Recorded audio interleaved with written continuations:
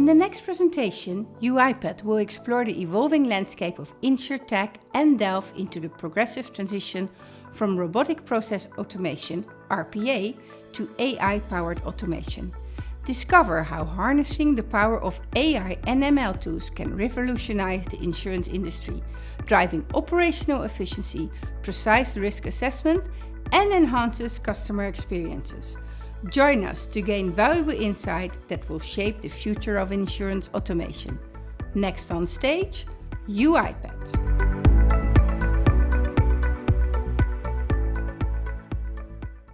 Good morning, Dia. It's great to be here. I'm going to start off. Let me share a big number before I start. 88%. Big number. Now, you'll be right in thinking this is going to be about AI. Our biggest hot topic, we're talking about insurance at the moment, and certainly the one we're talking about at UIPath.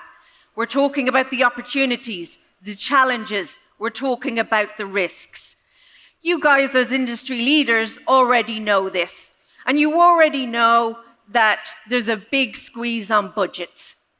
However, the spend is up on AI for all the reasons everybody's talking about in these sessions today. So what I'm going to touch on today is how can you ensure that spend is made wisely? What's the critical success factors I'm talking about with insurance companies to give you that benefit? Now, you may be thinking, what has UiPath, an automation platform, got to do with AI?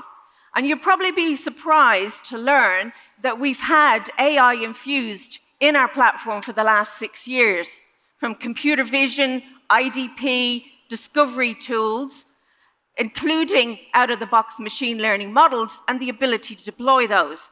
And I will touch on one cool one, which is communications mining. My name is Elaine Mannix. I'm the Global Insurance Lead at UiPath. What does that mean? I get to do cool things with cool customers, including the whole Gen AI bit, which I'll come back to later. So I want to start with two things that we're talking about at the moment with our hundreds of customers. One is, how can I move from RPA to AI-powered automation? What's the trick? Who's doing it? What are they doing? How are they driving value at pace? And the second one I'm going to talk about is operationalizing AI. As we all know, my background is in change management. We've all been involved in the big, the bad, and the ugly big initiatives. Right, but operationalizing this stuff is really, really hard. So we're going to talk about the factors there. We're going to get a little bit practical. So let me talk about what we're seeing in the waves at the moment. Obviously, RPA, automation's been around for 6 years plus. I started my journey in 2016 as a customer. And the savings are there, the capacity, all those mundane tasks. That's a given. I've got hundreds of use cases to give you. But what are people doing beyond that in the last couple of years? They're looking at hybrid automation to enhance that value. They're looking at human in the loop. As we know, RPA was done very tactically. However, in insurance, we've got long-running processes. We've got exceptions. So with human in the loop, you can pass those actions off, those exceptions off to people and start to bring to people in the human in the loop. You can start to extend the journey across your end-to-end processes, all those silos. The next wave has been in the last couple of years around citizen-led development. That's basically getting super users out in your business to learn this. Most of these programs have been related to the future of work, upskilling your workforce to allow them to become the change agents that are out in your business with the knowledge, with the understandings of your processes, your systems, your data. And now we're at obviously the most exciting stage. And you'll see we're starting to drive value, where we're joining up end-to-end processes. We're building an intelligent layer. We're taking the IP from your business, from your people, and as we know, a lot of it's locked in their heads. They've been filling the gap for a really long time. So this is the piece. Our greatest example in this was last year I was on stage on a deep dive with Generali, was talking about this. They've delivered 80 million in savings with automation, and now they're well on their way to 125 million. But let me talk about the other one, operationalization. We've talked about, recently was speaking to a customer, and they had the foresight to join up 2 teams of people. Their automation team, the robots are doing the work, and their data analytics team. Now, what was quite interesting, when that chief data officer joined up those 2, I was talking to the data analysts, and they said, we've got 100 machine learning models built. Now, I think you'll agree that's probably quite impressive. Maybe there's other people out there, but I was quite impressed.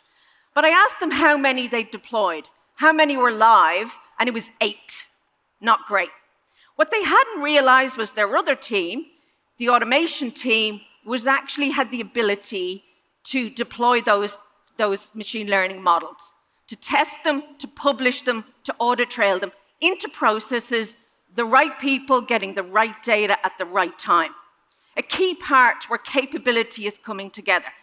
So next I'll talk about, if we talk about learning from your people with AI, we talk about deploying models, let's talk about a business case.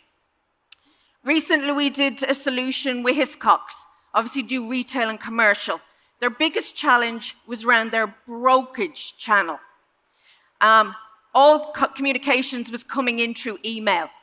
They had a challenge with workforce, and they were manually triaging everything that was coming in the door. Renewals, new business, MTAs. And it was taking up to 3 days. They implemented a solution, an AI-powered solution, with semantics and NLP to train a model to understand what was in those processes. They reduced their response time from 3 days to 3 hours. And they saved 90,000 hours in year doing that. Now, the reason I bring up this particular capability is because imagine the untapped potential at the front door. It's the start of most digital journeys. All that communication that's sitting there in your emails that can be picked up, understood, linked with a policy or a claim, and it's starting to give you insight. It can also do semantics. Is this a claim that you want to talk about it immediately?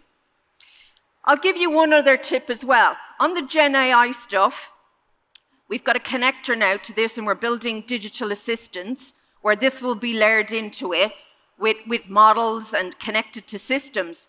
And there's one thing that keeps coming up, responsible AI. How are you going to demonstrate there's no bias in your models?